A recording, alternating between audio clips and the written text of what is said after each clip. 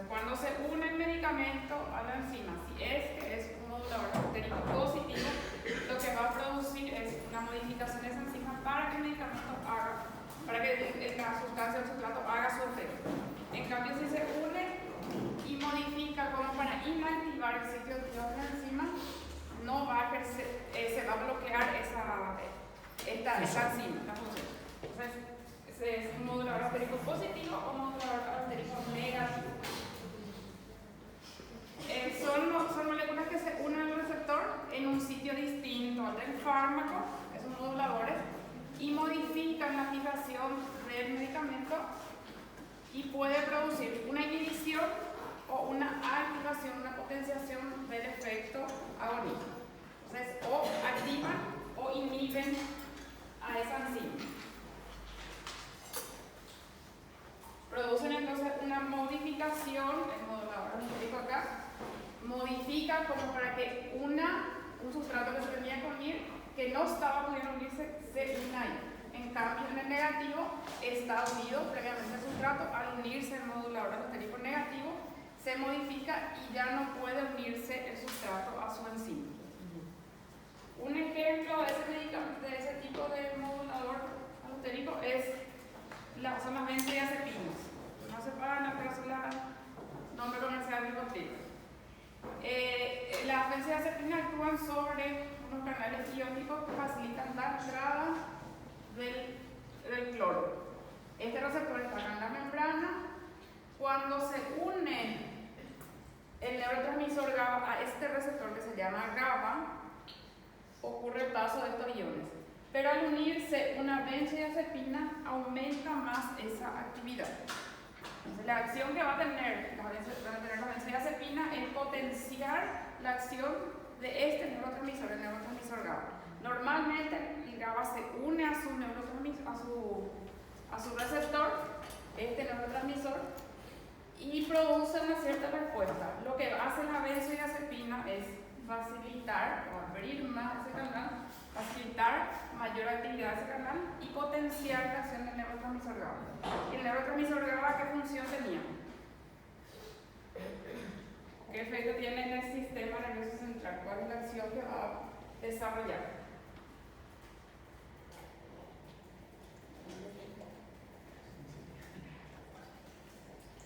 El GABA es un neurotransmisor inhibidor del sistema nervioso central.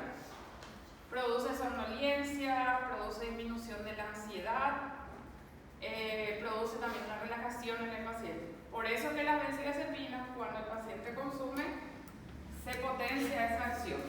Va a tener mayor disminución de la ansiedad, mayor relajación y puede incluso inducir el sueño del paciente. Es un neurotransmisor inhibidor, también disminuye o hiperpolariza la membrana y hay menos riesgo de convulsiones en el paciente, que es también una acción anticonvulsivante. En general es un neurotransmisor inhibidor. Y ese mismo receptor que se llama GABA, también que es donde se unen las benzodiazepinas, no es solo un medicamento al que se puede unir. A eso se une, a este receptor GABA se une el neurotransmisor GABA, se pueden unir las benzodiazepinas, se puede unir otra sustancia que es el flumacentilo, que es el antídoto de las benzodiazepinas. Se puede unir el zolpidem, que es un medicamento que se usa también para trastornos del sueño. Y estos dos, tanto las benzodiazepinas como el flumacentilo, potencian la acción en este canal. Hacen que pase mayor cantidad de cloro por este canal y se produce una mayor acción inhibidora. También barbitúricos y también el alcohol se une a ese tipo de receptores. Por eso, sí, el etanol. Por eso el alcohol también tiene una acción, es un depresor del sistema nervioso central, porque tiene una acción potenciada con eso. Por eso no conviene que se mezcle alcohol con benzodiazepina por ese motivo. Es un ejemplo de moduladores alostéricos positivos. De moduladores alostéricos negativos, actualmente en medicamentos no hay ejemplos, pero sí hay algunas reacciones dentro del organismo que producen una modulación alostérica negativa, o sea que modifican la acción de unas sustancias endógenas. Pero actualmente no hay medicamentos que tengan ese mecanismo de acción. Pero sí, de moduladores alostéricos positivos son ejemplos. ejemplo, las benzodiazepinas. ¿Se entiende esa parte?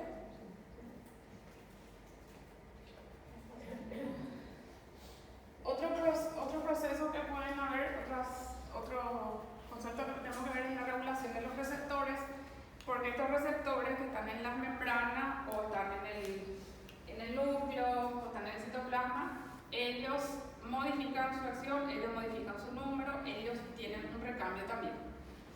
Puede haber modificaciones en el número de receptores, puede haber situaciones donde hay mayor cantidad, puede haber situaciones donde disminuye la cantidad de receptores, hay situaciones donde la afinidad también se modifica, aumenta o disminuye, y también hay procesos donde se modifica la capacidad que tiene el medicamento sobre el receptor. Y estas dos reacciones, reacciones son la desensibilización y la hipersensibilidad. La desensibilización se refiere a cuando un medicamento pierde la capacidad de tener efectos sobre un receptor.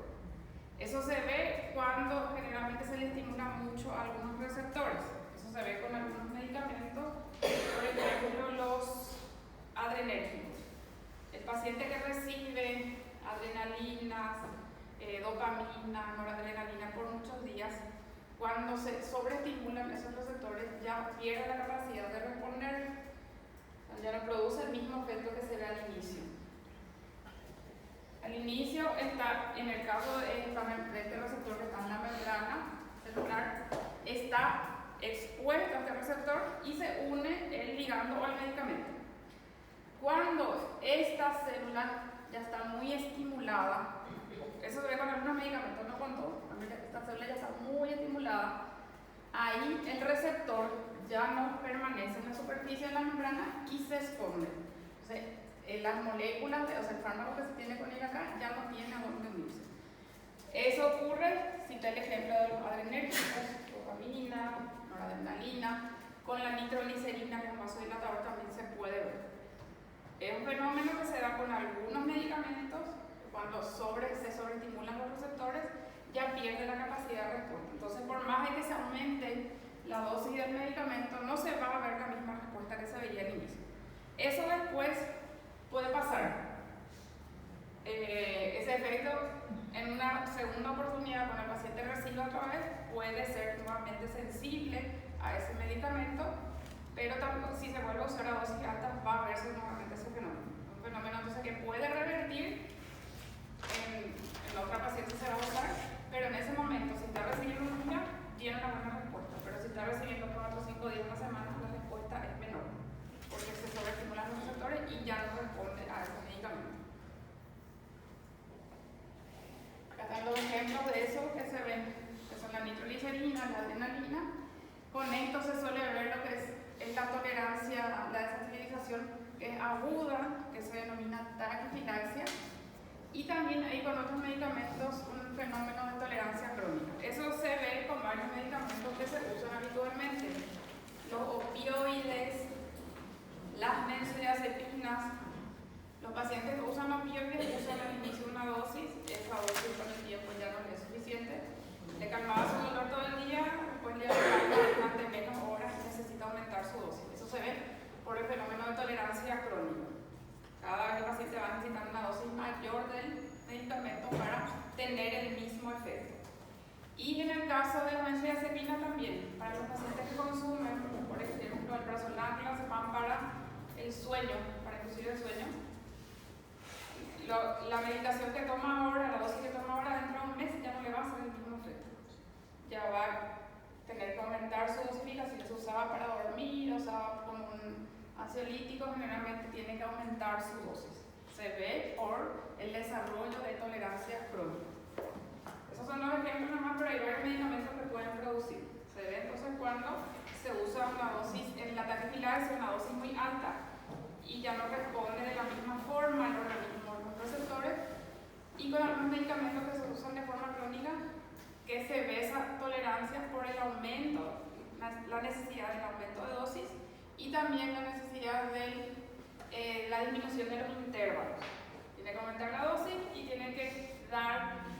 repetir más veces por día ese medicamento.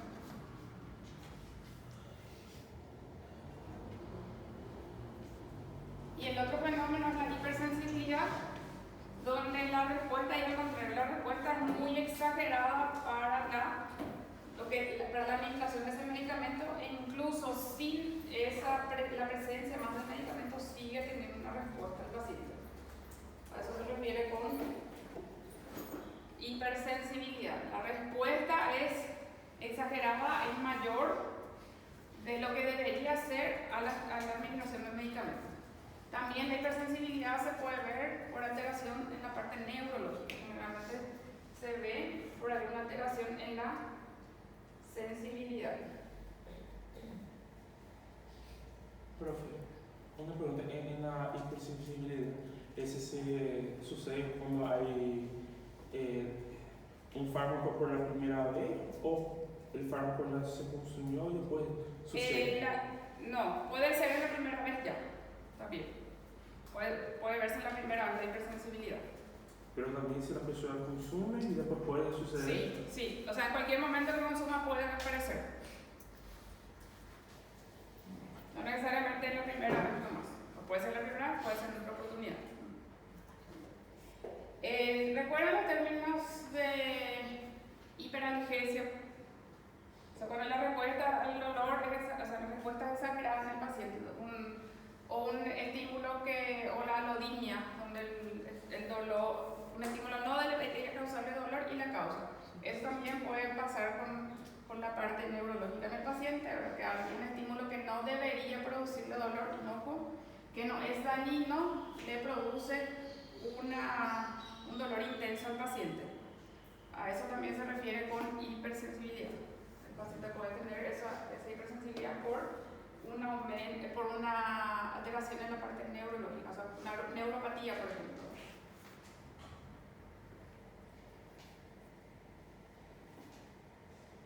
Y la hipersensibilidad se puede relacionar porque los receptores están aumentados en cantidad, porque no se están degradando esos receptores o porque la afinidad está aumentada. En el caso de la desensibilización, los receptores no estaban disponibles para que se una el medicamento, y en este caso puede haber mayor cantidad de receptores en esa célula que produce una respuesta mayor en el paciente. Esos dos fenómenos entonces se relacionan también con modificación en la respuesta a los receptores. La desensibilización, un medicamento que inicialmente le producía una respuesta en el paciente, ya no le produce. Puede ser si es agudo porque se utilizó a dosis muy altas, y de forma crónica también se puede producir la desensibilización o la tolerancia. Y la hipersensibilidad, donde un estímulo que no debería producir una respuesta muy exagerada le produce una respuesta exagerada al paciente. En el caso del dolor o en el caso del medicamento que también, si le hace al cual reacciona el paciente, podría ser. ¿Se entiende ese concepto?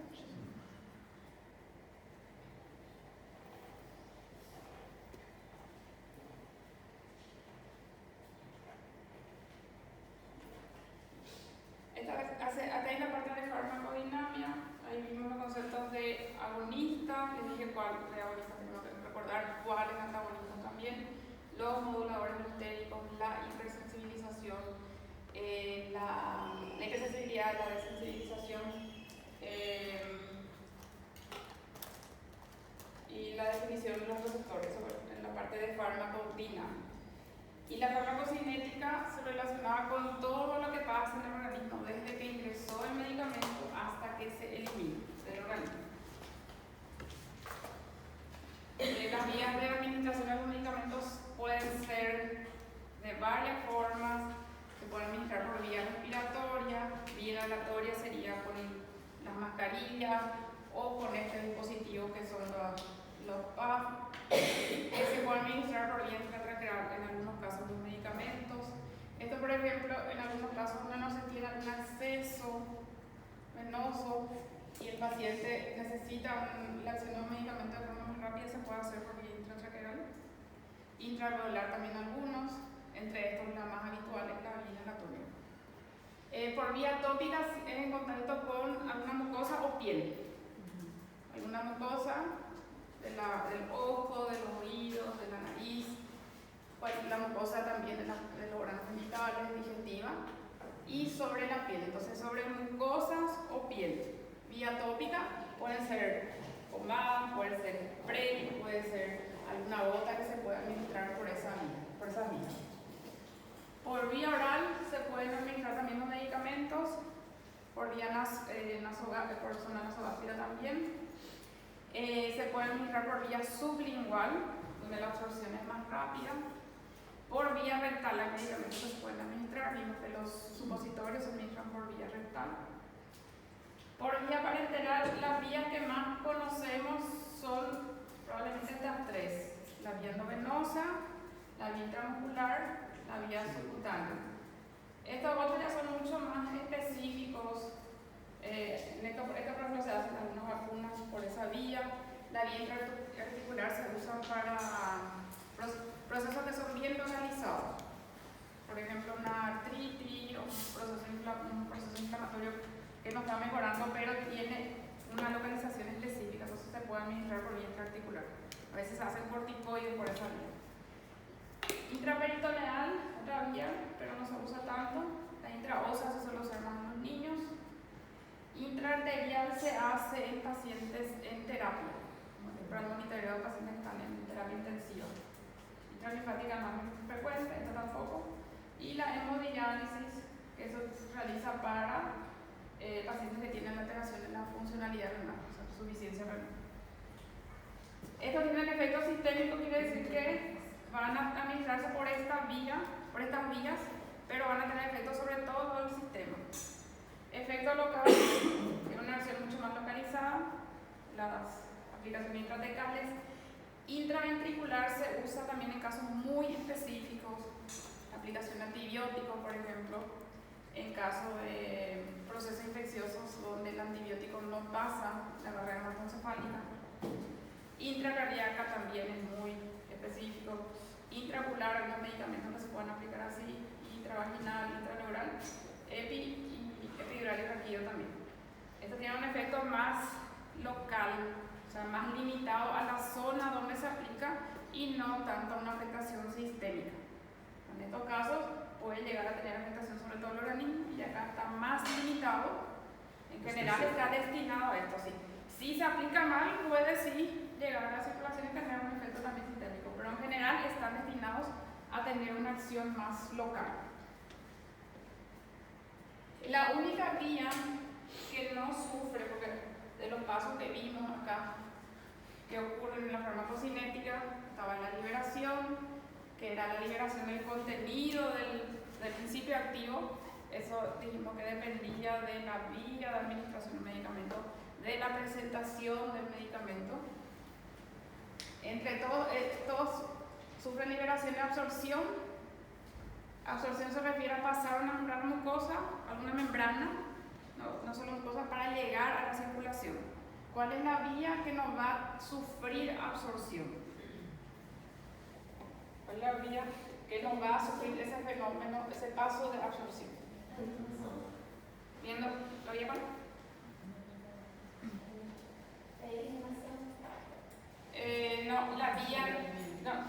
La vía endovenosa.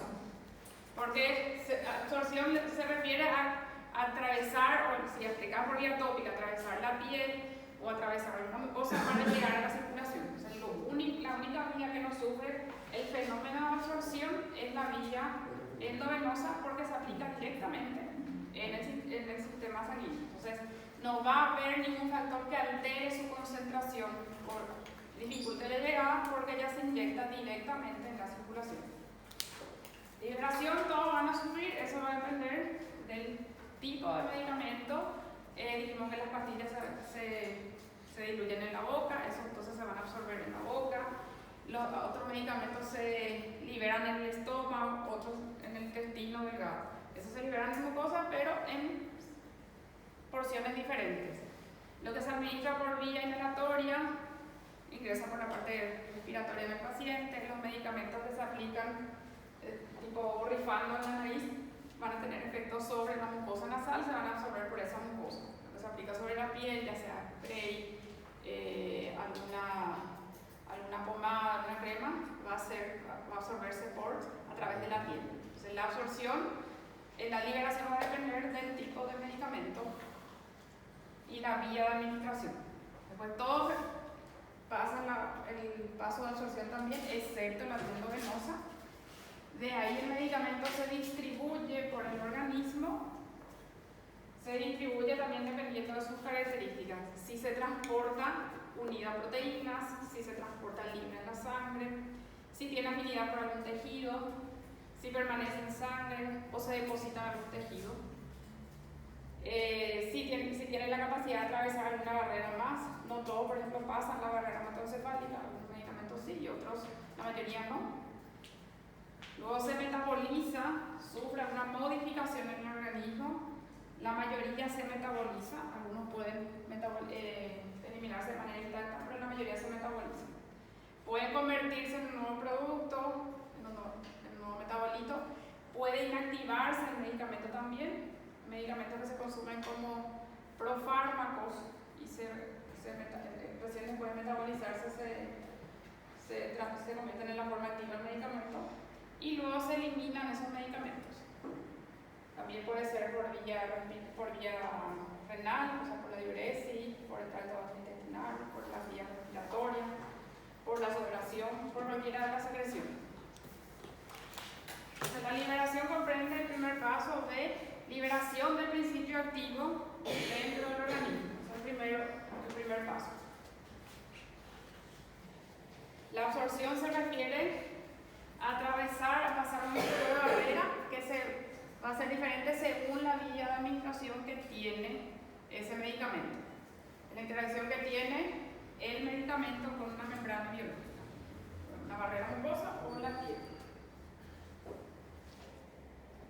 La distribución es la disposición que tiene en el organismo por donde se distribuye. Eso ya depende del fármaco, porque el fármaco tiene ya preferencia por algún tejido, se puede acumular o no.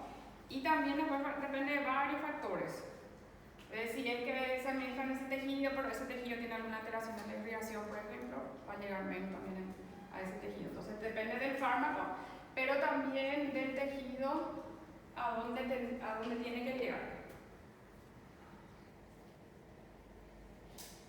Luego se metaboliza, se puede transformar o se puede inactivar. La mayoría se modifican, algunos se degradan, otras veces se producen síntesis de sustancias nuevas a partir del fármaco también. Y la eliminación del medicamento, que en la mayoría de los casos se elimina de forma modificada o se puede también eliminar de forma inalterada. Los que se eliminan de forma inalterada generalmente son medicamentos que se usan para hacer algún estudio, algún diagnóstico. O sea, solo tienen la función de ayudar al diagnóstico de alguna patología, pero van a eliminarse de la misma forma en que ingresaron. Por ejemplo, algún contraste o algún colorante que se hace para buscar, por ejemplo, alguna fístula en el paciente. Eso puede eliminarse de la misma forma en que se administraron de manera inalterada. Entonces, los pasos que se tienen en la farmacocinética son 5: liberación, absorción, distribución, metabolismo y la eliminación. Desde que ingresó acá y se liberó hasta que se absorbió, se distribuyó, se metabolizó y se eliminó esa sustancia.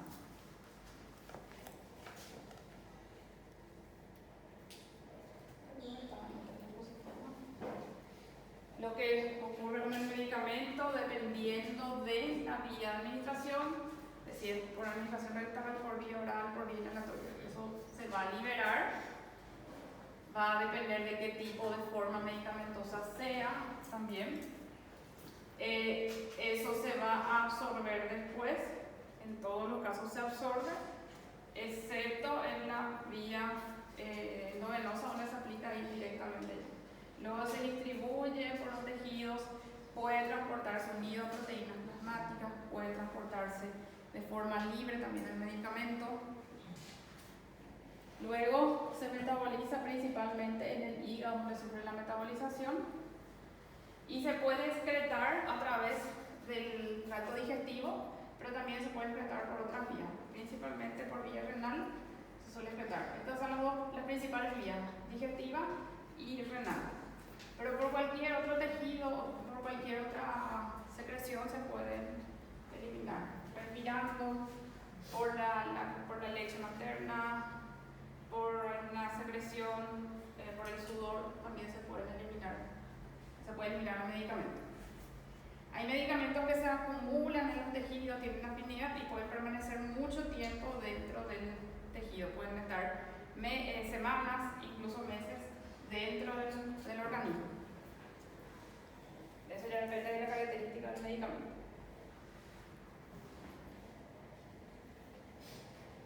Son ejemplos de los procesos de la farmacocinética en un paciente que consume una cápsula. Es una cápsula dura que se va a liberar después el contenido de esa cápsula. Ese medicamento puede metabolizarse, eliminarse por las heces, se distribuye también por los tejidos, se puede depositar en algunos tejidos o pasar también, permanecer en el agua, se metaboliza, se puede eliminar por la orina. Entonces, todos esos pasos van a sufrir todos los medicamentos. ¿Alguna duda hasta esa parte de la consulta? Sí.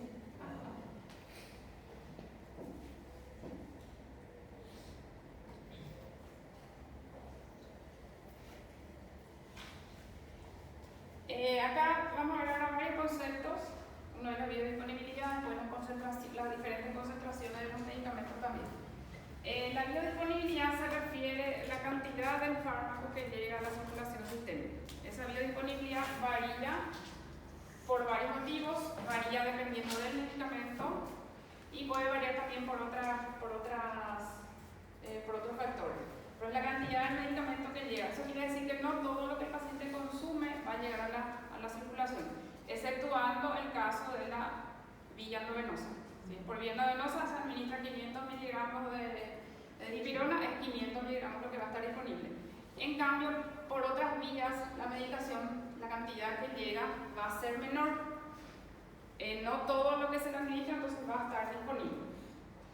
La única vía por la cual está disponible 100% la medicación es por vía endovenosa.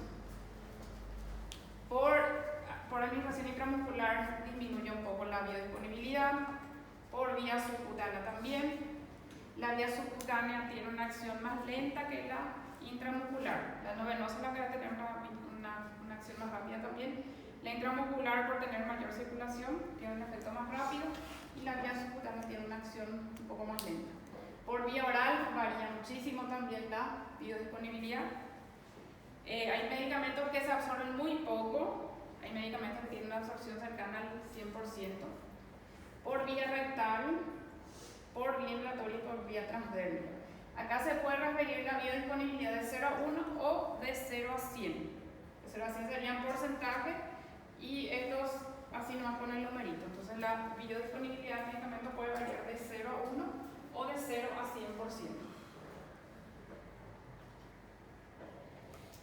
Esta es una tabla donde vemos la biodisponibilidad de los medicamentos por vía oral, de estos que son todos antibióticos. Este es un antifúngico, pero los demás son todos antibióticos. O sea, hay algunos que tienen una biodisponibilidad muy alta, cercana al 100%, eso quiere decir que prácticamente 600 miligramos de lo que se da, que es un comprimido, va a encontrarse en circulación.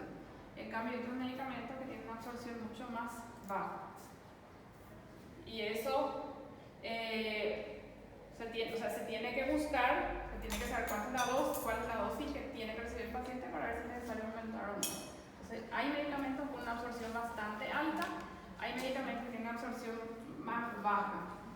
Eso se puede alterar de acuerdo a algunos factores. Por ejemplo, si consume con la comida, consume alejado de la comida.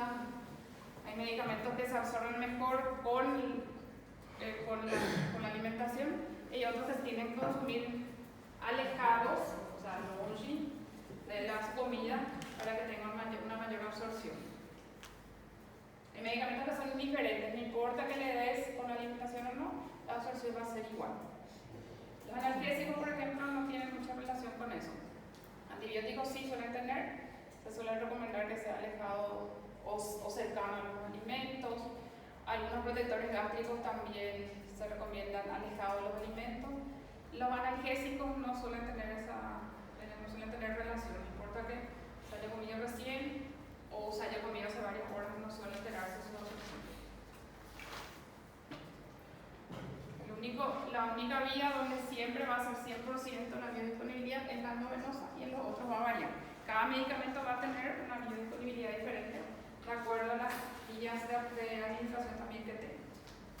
Entonces, la biodisponibilidad es la cantidad del medicamento que va a llegar a la circulación o el porcentaje que va a llegar.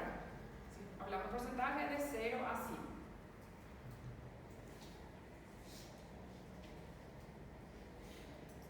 Otro concepto es el fenómeno del primer paso, que afecta a la biodisponibilidad. El fenómeno del primer paso se da cuando se toma un medicamento. Solo por vía oral se ve ese fenómeno del primer paso, en el cual el medicamento ya se metaboliza en la pared del tracto digestivo. Ya se puede metabolizar en la pared del tracto digestivo o en el hígado. Entonces la biodisponibilidad es menor de ese medicamento. Por eso, si un medicamento sufre fenómeno de primer paso, su absorción, su biodisponibilidad va a estar disminuida. Una cosa es lo que se va a absorber y otra cosa es la biodisponibilidad. El medicamento puede tener una biodisponibilidad alta, pero si es que se puede absorber bastante también, pero si se metaboliza o sufre el fenómeno de primer paso, su biodisponibilidad va a ser menor. Entonces, hay medicamentos que tienen una biodisponibilidad baja porque sufren mucho fenómeno de primer paso. Y solo se ve este efecto cuando se administra por vía oral. Cuando se toma, si se administra por vía no venosa, no se ve ese efecto, porque es algo que ocurre en el tracto digestivo. Entonces, se toma el medicamento, se puede metabolizar ya parte de ese medicamento dentro de la pared del tracto digestivo, entonces la cantidad del medicamento que va a estar disponible en la circulación va a ser menor. No se ve por vía no venosa, se ve solo por vía oral ese fenómeno. Doctora, ¿cómo sería un ejemplo? Y algunos antibióticos, por ejemplo, no me vienen a más específico, pero algunos antibióticos pueden tener ese fenómeno. O ese medicamento va a tener una biodisponibilidad baja porque una gran porción que se va a metabolizar antes.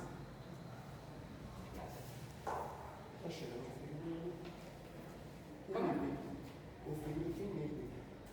Sí, pero en la pared ya no se metaboliza. La biodisponibilidad, ¿qué relación tiene con el fenómeno del primer paso? El fenómeno del primer paso puede disminuir la biodisponibilidad. Si el medicamento sufre un fenómeno del primer paso importante, disminuye eso la biodisponibilidad. Si el medicamento no sufre el fenómeno del primer paso, la biodisponibilidad va a ser mayor. Entonces la relación es inversa. A muchos fenómenos del primer paso, menor biodisponibilidad. Después están otros conceptos, que son estos conceptos, esto mismo cuando estábamos viendo los medicamentos que tienen son de liberación prolongada. Hay tres conceptos acá: concentración mínima eficaz, concentración mínima tóxica y el cociente concentración mínima tóxica y concentración mínima eficaz, o índice terapéutico o rango terapéutico, lo mismo. Cociente entre concentración mínima tóxica, concentración mínima eficaz, rango terapéutico o índice terapéutico es lo mismo. En la concentración mínima eficaz se refiere a la concentración mínima que tiene que tener el medicamento para hacer efecto. Acá se ve concentración del medicamento y acá el tiempo. Y esta curva que estamos viendo acá es la curva de un medicamento. Acá está la raya de concentración mínima eficaz. Quiere decir que cuando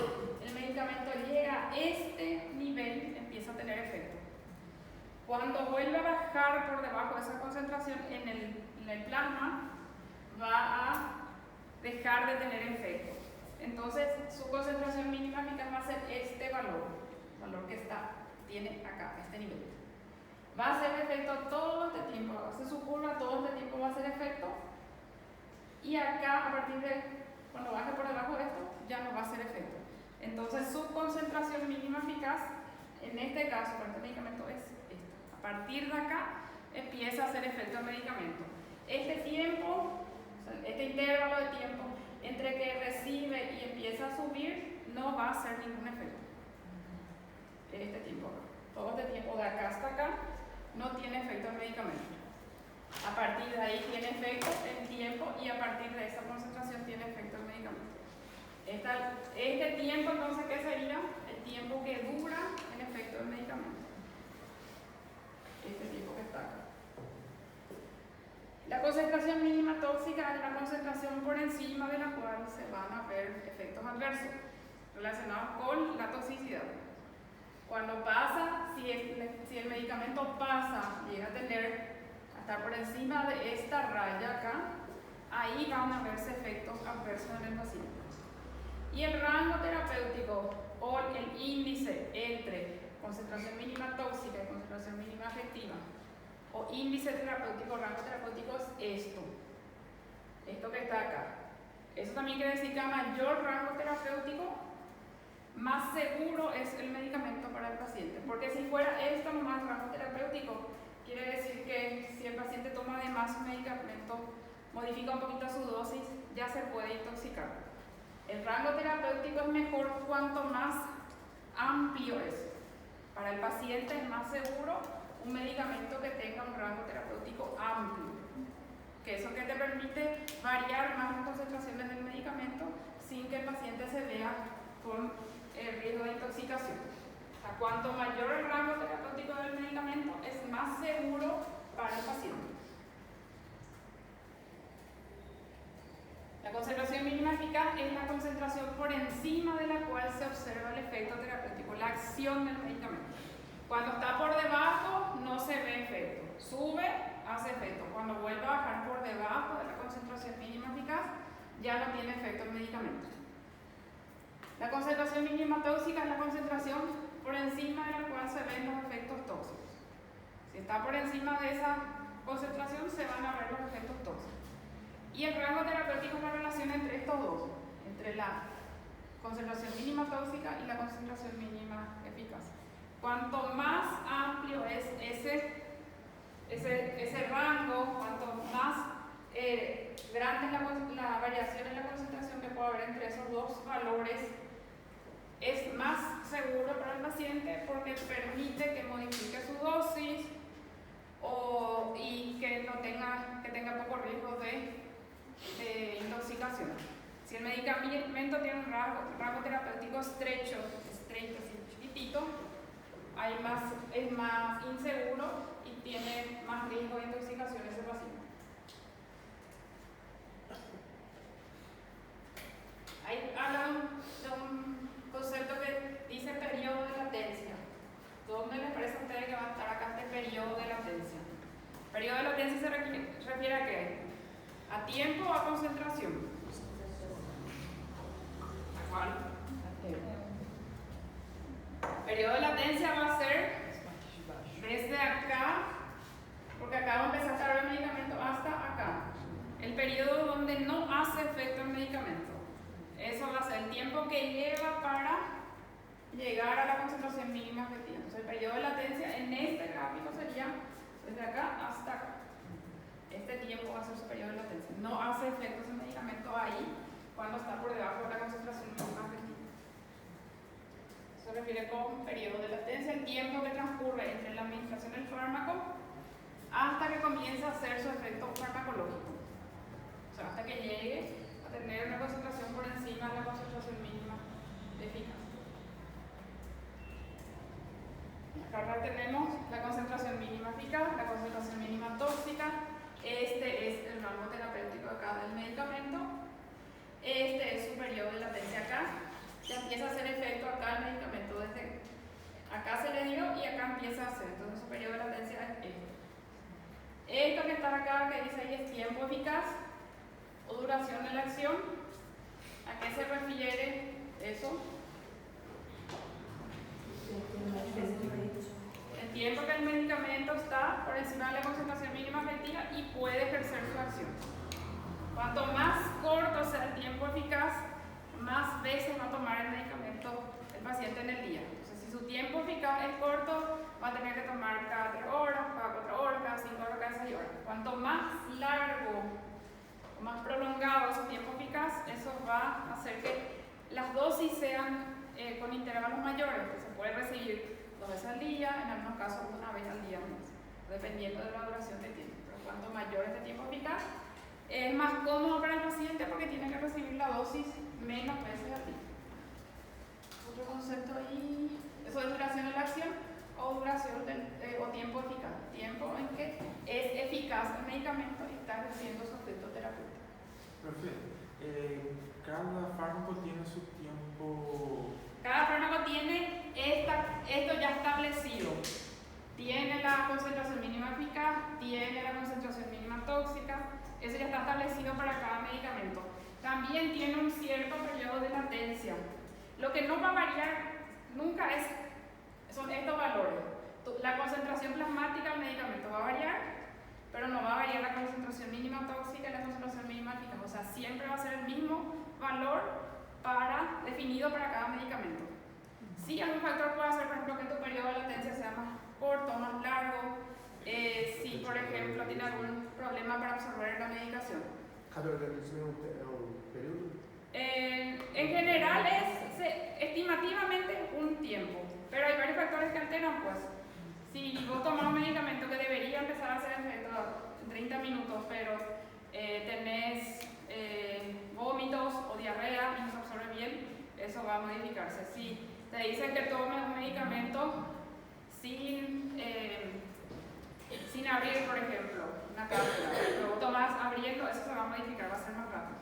Hay factores de acuerdo a la forma de administración y de acuerdo al tracto digestivo del paciente también, en el caso de lo que sea por vía oral. Se puede alterar ese periodo de latencia, puede ser que por algún motivo demore un poquito más para llegar a ser efectivo ese medicamento. Pero esto ya está definido para cada medicamento. Su rango terapéutico ya está definido, su concentración mínima tóxica ya está definida y su concentración mínima eficaz ya está definida para cada medicamento. Cada medicamento tiene diferentes. ¿Se entiende? Entonces, haciendo un poquito más sencilla esa curva, ese gráfico también, cuando está por debajo de la concentración mínima eficaz o efectiva, es ineficaz el medicamento. Cuando está por encima de la concentración mínima tóxica, es terapéutico, tiene su efecto terapéutico, cumple su función. Cuando está por encima de la concentración mínima tóxica, se ve toxicidad del medicamento. Entonces, por debajo de esto, es ineficaz. Cuando está acá, dentro del rango terapéutico, sirve, cumple su función, y si está por encima, tiene un efecto tóxico la medicación.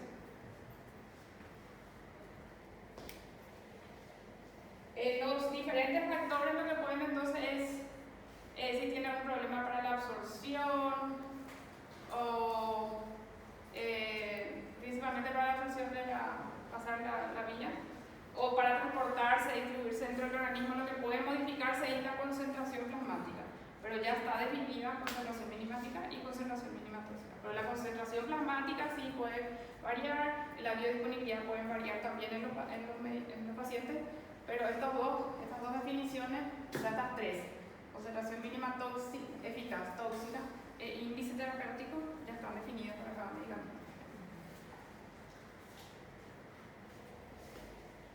La duración en relación al tiempo eficaz corresponde al tiempo que transcurre entre que se toma el medicamento hasta que llega a estar por encima de la concentración, el tiempo que está por encima de la concentración mínima eficaz, donde ejerce su efecto terapéutico. Acá, en este gráfico, sería su tiempo eficaz desde acá hasta acá. Entonces, este tiempo que está acá en rojito acá, hasta acá, sería su tiempo eficaz.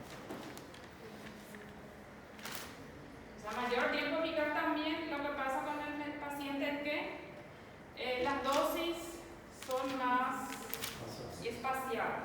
El intervalo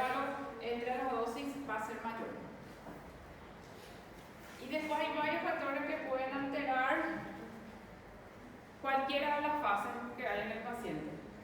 La variabilidad individual también existe, puede ser un paciente que metabolice más rápido unos medicamentos que otro, que tenga algún déficit enzimático, que tenga alguna alteración, que tenga, por ejemplo, una hipoproteinemia, por ejemplo, puede producir alteración también en la distribución, ¿verdad? Porque si un medicamento se distribuye por a través de las proteínas y está con déficit ese paciente, se va a alterar también ese valor en el paciente. Una misma dosis puede producir en un paciente el efecto esperado, puede ser ineficaz o puede producir efectos tóxicos. Eso depende de varios factores. Entonces, darle a un paciente que tiene alteración para eliminar, por ejemplo, medicamentos, una dosis alta de un medicamento que se elimina por el riñón, puede producir efectos tóxicos. Al paciente que no tiene alteración en la funcionalidad renal, le puede producir el efecto esperado y en algunos casos puede ser ineficaz. O sea, no llega a la concentración mínima efectiva con esa dosis, pero su concentración mínima efectiva para ese medicamento sí ya está establecida. ¿Por qué no hace efecto? Porque está por debajo de lo que debería ser.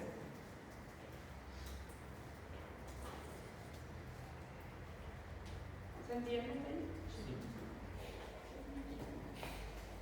Hay varios factores que pueden alterar, que pueden producir alteraciones en los pacientes, el patrón genético, algunas alteraciones, los hábitos dietéticos también pueden alterar, el consumo de algún tipo de alimento que disminuye la absorción de medicamentos puede alterar, o consumir alejado del medicamento, de la comida, por ejemplo, y el paciente, el medicamento se absorbe mejor con la comida, la ingesta con el hábito de fumar también. El cigarrillo produce vasoconstricción, entonces altera la irrigación, aumenta la cantidad de ácido clorhídrico en el paciente, eso puede alterar también la absorción de algún medicamento. Que tengan una patología gástrica a consecuencia del cigarrillo también puede modificar la absorción. Entonces, esos factores pueden modificar.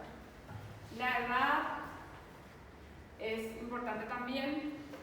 Tanto la parte hepática como la parte renal. Hepática envuelta en metabolismo y renal envuelta en eliminación, están alteradas en los extremos de la vida. Bebés y pacientes de tercera edad tienen alteradas esas funcionalidades, renal y hepática. El embarazo también altera en el paciente las funcionalidades de estos órganos. Renal dijimos porque se relaciona con la funcionalidad, con la eliminación de los medicamentos, hepática, metabolismo. La parte cardíaca también. En un paciente con insuficiencia cardíaca que tiene alteración en la irrigación, alteración en la perfusión, la distribución de los medicamentos puede ser menor. Se puede alterar la distribución de los medicamentos. Factores iatrogénicos, que no nos demos cuenta o no sepamos cuáles son las interacciones entre los medicamentos. Le damos medicamento a un paciente sin haberle preguntado si tomaba otro que afecta al metabolismo de los medicamentos o a la eliminación. O no saber también el efecto que se pueden ver. Entonces, eso se refiere más a las interacciones entre los medicamentos. Los pacientes que toman más de un medicamento y puede uno tener efectos sobre otro medicamento. Alterar su eliminación, ya sea aumentar o disminuir su eliminación. Alterar su metabolismo, aumentar o disminuir su metabolismo. ¿Se entiende esa parte? La absorción depende de las características del fármaco, de cómo está preparado ese medicamento, del preparado farmacéutico también, lo que se liberan en una cierta zona del tracto digestivo, cómo está el lugar de absorción, si hay, por ejemplo, alguna afectación gástrica o intestinal y el paciente tiene alterada la absorción, se va a absorber menos ese medicamento. Eso es algo que puede alterar, por ejemplo, la efectividad de anticonceptivos. La paciente que toma comprimidos, o sea, que toma por vía oral los anticonceptivos, si tiene algún cuadro de diarrea, si tiene alguna afectación así, puede alterar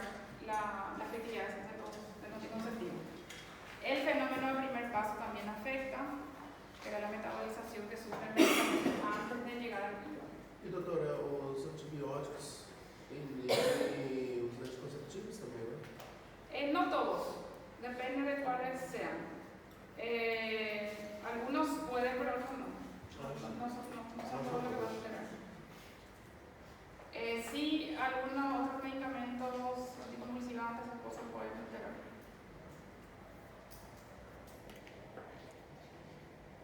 La bioequivalencia se refiere a la equivalencia entre dos preparados diferentes. Eso se suele referir entre el original y su genérico. Cuando se desarrolla un medicamento, que es el original, ese laboratorio tiene unos 10 años, donde solo ese laboratorio puede desarrollar ese medicamento. Cuando adquiere el nombre del medicamento, entonces solo ese laboratorio puede desarrollar. Una vez que se puede producir el genérico, se tiene que comparar con el original y se dice que es bioequivalente si cumple esto, si la velocidad de absorción, si la fracción de absorción es igual. Tiene que tener la misma cantidad de principio activo. Si yo voy a comparar entonces el genérico con el original, poniendo por ejemplo un Elapril de 20 miligramos, tengo que comparar con el Elapril genérico con el Elapril original, la misma cantidad, la misma forma de dosificación, la misma biodisponibilidad tiene que tener tras la administración. Entonces, si reúnen estas características, se refiere que es bioequivalente. ¿Eso quién usa ese término? El que está queriendo vender medicamento que es genérico en relación al original. Entonces, tiene que tener la misma curva la misma curva de los dos. El que se está testeando, el medicamento que se está testeando, como el medicamento que es de referencia. Entonces, si tiene la misma curva, va a ser un bioequivalente con el original. Siempre se hace esa comparación con el medicamento que es original.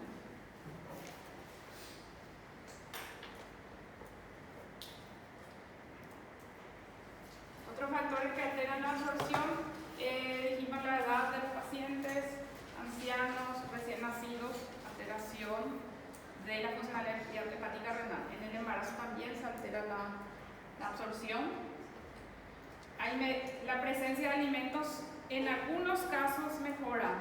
Hay antibióticos, por ejemplo, del mismo grupo, y uno se recomienda que se tome con la comida y otro lejos de la comida, longe de la comida.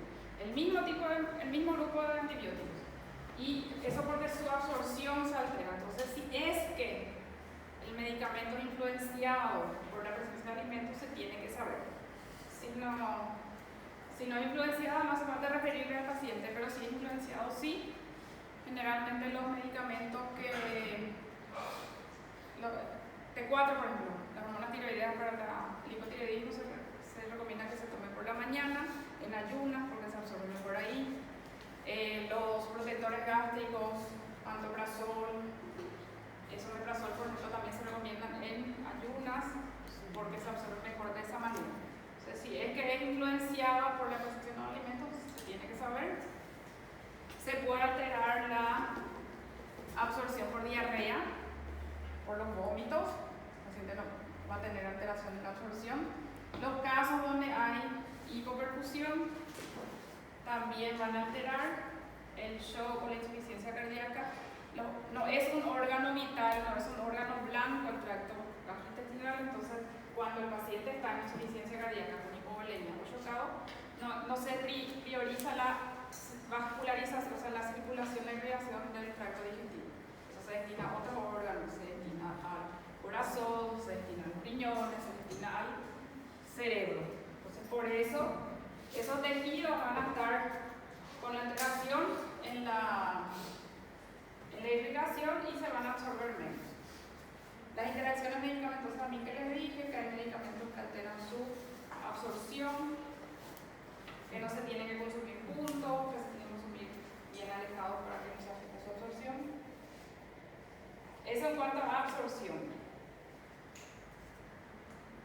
Después hay factores que alteran la distribución también, el edema La presencia de líquido en tercer espacio también altera la distribución de los medicamentos. Eso puede hacer que, en vez de que quede solo en la circulación, empiece a pasar también a otros líquidos. Derrame pleural, puede pasar ahí, puede pasar a la ascitis que tiene el paciente. Entonces, la concentración en plasma va a ser menor de lo que debería ser. Se puede alterar la obesidad, en la acidosis. La acidosis, la distribución está disminuida en los pacientes. En el caso de la unión de las proteínas, los medicamentos que se unen las proteínas, tienen una unión menor en estos casos. Hay disminución en las proteínas del paciente recién nacido, anciano y por luminemic. El paciente desnutrido, el paciente dematizado, entonces el paciente cirrótico puede tener hiperluminemia y alteración en la distribución de los medicamentos. ¿Por qué acidosis? La acidosis afecta también al metabolismo, puede llegar a un metabolismo anaeróbico, entonces ahí se ve dificultada la distribución de la medicación. A esos tejidos, cuando están acidosos el paciente le llega menos, se distribuyen menos medicamentos. Bueno, no entendí a última parte, desculpa. Se distribuye menos. Tá. En caso de acidosis, por ejemplo, la insulina se absorbe menos en el paciente. La concepto de acidosis se aplica, pero no tiene que recibir por esa vía, porque no se va a absorber bien si es por vía subcutánea, por ejemplo. La acidosis va a disminuir su absorción.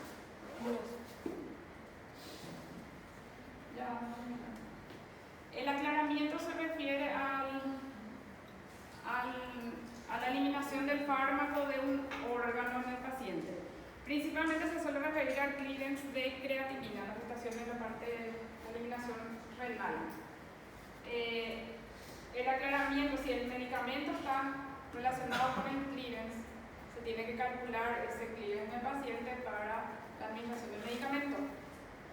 Hay medicamentos que no se eliminan mucho por riñón o que no se alteran dependiendo de la funcionalidad renal, pero hay medicamentos que sí se alteran, la excreción se altera, entonces se tiene que ajustar al clearance de creatinina.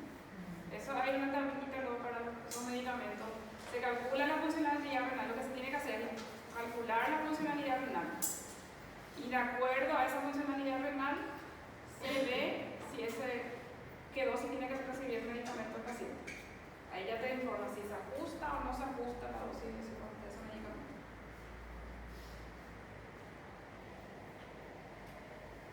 Y por último, factores que alteran la eliminación también son varios. El sexo puede afectar la eliminación de algunos medicamentos. Algunos medicamentos se pueden eliminar más fácilmente en mujeres que en varones. La edad también. La edad de por sí es un factor que disminuye el clearance de creatinina o el aclaramiento de creatinina.